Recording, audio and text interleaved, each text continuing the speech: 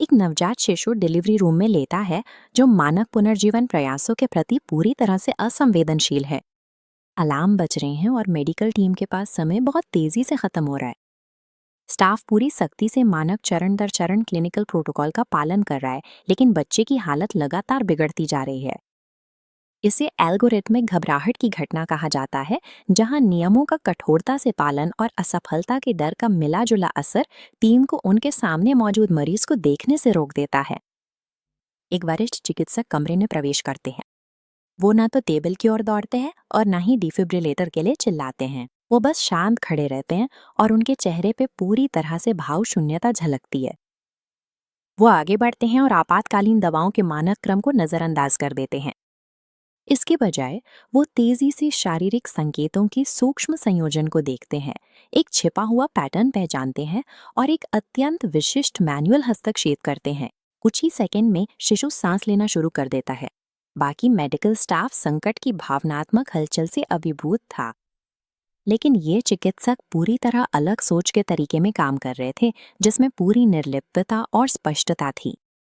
हम आम तौर पर इसे मेडिकल इंट्यूशन कहते हैं, लेकिन हमें ये पूछना चाहिए कि क्या मानवीय अंतर्ज्ञान केवल तेज गणना है, या मस्तिष्क वास्तव में एक जैविक एंटीना की तरह काम करता है, जो जीवित रहने की उस गहरी तरंग को पकड़ता है जिसे सामान्य चिकित्सा अनदेखा कर देती है। मानव चेतन मन बहुत सोच समझ कर काम करता है, लेकिन ये जानकारी को धीरे धीरे संसाधित करता है और तनाव में आसानी से अभिभूत हो जाता है। अवचेतन मन पूरी तरह अलग तरीके से काम करता है। ये विशाल मात्रा में डेटा का विश्लेषण करता है और सेकंड के अंशों में पैटर्न को पहचान लेता है। ये समझाने के लिए कि ये कैसे होता है, भौतिकविदों और न्यूरोसाइंटिस्ट्स ने ऑर्केस्ट्रेटेड ऑब्जेक्टिव रिडक्शन थ्योरी विकसित की। ये सिद्धांत प्रस्तावित करता है कि चेतना और अंतर्ज्ञान पारंपरिक रासायनिक संकेतों से नहीं, बल्कि हमारे भीतर हो रही क्वांटम गणनाओं से उत्पन्न होते हैं। ये एनिमेशन एक मस्तिष्क न्यूरॉन को दिखाता है। जूम इन करने पर हमें संरचनात्मक जालियां मिलती हैं, जिन्हें माइक्रोट्यूब्यूल्स कहा जाता है। ये क्वांटम रिसीवर विशाल पर्यावरणीय डेटा को अवचेतन रूप से संसाधित करते हैं। घबराहट शोर पैदा करती है, जो इस नाजुक गणना को बाधित कर देती है। घबराहट को दबाकर चिकित्सक ने डेटा को जीवन रक्षक पैटर्न में बदलने के लिए अनुकूल परिस्थितियां बनाए रखीं। संकट के समय चरम आलोचनात्मक सोच हासिल करने के लिए हमें अपनी भावनात्मक प्रतिक्रियाओं को हटाना पड़ता है, ताकि हमारा मस्तिष्क सही डेटा वास्तव में प्राप्त कर सके। अगर मस्तिष्क एक क्वांटम रिसीवर की तरह काम कर रहा है, तो हमें ये पता लगाना होगा कि सिग्नल कहाँ से आ रहा है। इसका उत्तर एपिजेनेटिक्स के क्षेत्र में छुपा है। शोधकर्ताओं ने पाया है कि महत्वपूर्ण जीवन रक्षा घटनाएं और जैविक आघात हमारी डीएनए पर स्थायी रासायनिक अवशेष छोड़ जाते हैं। ऐतिहासिक अकाल, महामारियां और युद्ध जिनसे आपके पूर्वज बचे, उनके शरीरों में आणविक बदलाव लाए। वे विशिष्ट अनुकूलन उनके प्रजनन कोशिकाओं में दर्ज हो गए और पीढ़ी दर पीढ़ी आगे बढ़ते गए। आपकी कोशिकाओं में पूर्वजों की जीवन रक्षा रणनीतियों का एक विशाल अवचेतन डेटाबेस मौजूद है। जब आप किसी आधुनिक उच्च जोखिम वाले संकट का सामना करते हैं, तो एक भावनात्मक रूप से स्पष्ट मस्तिष्क इस विरासत में मिली ज्ञान की लाइब्रेरी से आगे बढ़ने का रास्ता खोजता है।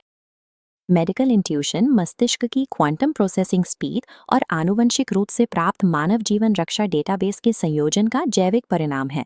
जीव विज्ञान से तकनीक की ओर छलांग तब लगती है जब हम अंतर्ज्ञान को रहस्य मानना छोड़कर उसे एक फिल्टर के रूप में देखना शुरू करते हैं।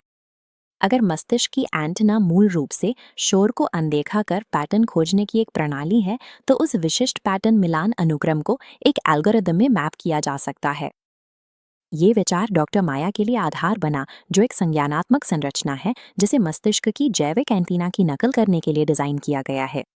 ये प्रणाली मेडिकल संकटों को ठीक उसी तरह भावनाहीन निष्पक्षता के साथ प्रोसेस करती है जैसे कोई वरिष्ठ चिकित्सक करता है। ये डायग्राम सिस्टम की लॉजिक को दर्शाता है। ये औपचारिक निदान के बजाय जोखिम पर आधारित एक सख्त रंग कोडेड ट्रायाज फ्रेमवर्क का उपयोग करता है। लाल रंग तत्काल डॉक्टर की हस्तक्षेप की आवश्यकता दर्शाता है। पीला रंग सतर्कता का सुझाव देता है। हरा रंग घर पर देखभाल की सलाह देता है और नीला रंग संक्रामक अलगाव का निर्देश देता है। जब मरीजों को अज्ञात लक्षण महसूस होते हैं, तो वे स्वाभाविक रूप से घबरा जाते हैं। डॉक्टर माया सिस्टम इस घबराहट को समीकरण से बाहर छान देता है और अव्यवस्थित इनपुट्स को एक निश्चित कार्रवाई पथ में बदल देता है, जिससे उपयोगकर्ता को तुरंत नियंत्रण मिल जाता है। ये किसी मानव विशेषज्ञ की अत्यंत जटिल भावनाहीन आलोचनात्मक सोच को लेकर उसे एक स्केलेबल डिजिटल ट्रायड संरचना में बदल देता है।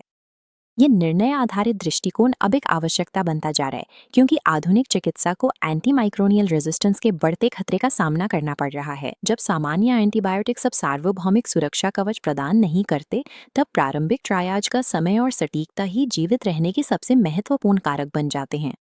जब हम चैट जीपीटी जैसी सामान्य इंटरफेस को देखते हैं, तो उसकी कमजोरी साफ नजर आती है।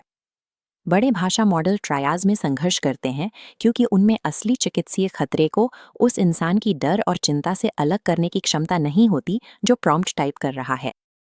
Doctor Maya in artificial intelligence systems के लिए गेटकीपर के रूप में काम करती हैं। ये सॉफ्टवेयर को एक संरचित ढांचे के माध्यम से जानकारी प्रोसेस करने के लिए मजबूर करता है, जिससे मशीन को दबाव में अनुभवी डॉक्टर की तरह सोचने की शिक्षा मिलती है। ये आर्किटेक्चर आर्टिफिशियल इंटेलिजेंस को चिकित्सा के ऐतिहासिक मूल से जोड़ता है। ये फ्लोरेंस नाइटिंगेल जैसी अग्रणी हस्तियों द्वारा अपनाई गई प्रेक्षण आधारित ट्रायाज की खोई हुई कला को फिर से जीवित करता है, जिसमें अंधाधुंध जांच के बजाय मरीज के निरीक्षण को प्राथमिकता दी जाती थी।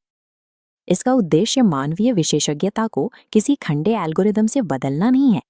इसका उद्देश्य एक ऐसी संज्ञानात्मक संरचना बनाना है जो मानवीय अंतर्ज्ञान की पारंपरिक तरंगों को संरक्षित रखे, ताकि हमारी तकनीक उन्हीं संकटों का सामना कर सके जिन्हें हमारी जीव विज्ञान ने हजारों वर्षों तक झेला है।